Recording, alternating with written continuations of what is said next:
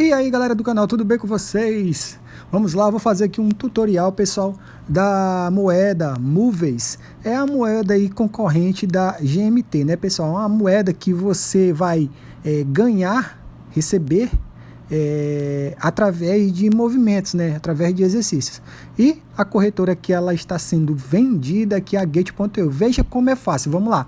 Se você não tem cadastro na Gate.io, o link está aqui na descrição. Faça seu cadastro na Gate.io e após fazer seu cadastro na Gate.io, você tem que mandar o USDT para Gate.io. Vou deixar um cardzinho aqui em cima. Agora, vocês assistem o vídeo para ver o passo a passo de como mandar o USDT para cá.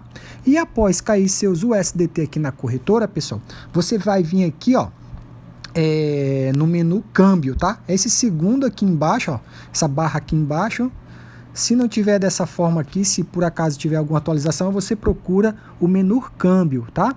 E aí chegando aqui no menu câmbio, você vai procurar pela moeda, clicando aqui, ó, onde tem USTC barra USDT, vai que tem BTC aqui também, onde está aqui essa sigla, né? Você vai clicar para que você possa colocar a moeda que você quer comprar.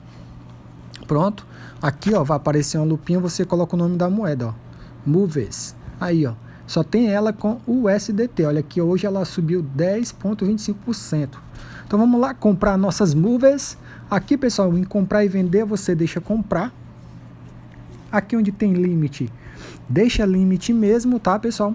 E aqui pessoal, nesse book vermelhinho que eu estou mexendo, você escolhe o vendedor. Veja os preços aqui e escolha de quem você quer comprar. Eu vou escolher aqui esse número 1. E aqui pessoal, nessa barrinha aqui, você escolhe quantos dos seus USDT você quer comprar, tá? Você pode escolher aqui arrastando para um lado e para o outro, como também você pode vir aqui e digitar quantos dólares você deseja comprar aqui, entendeu?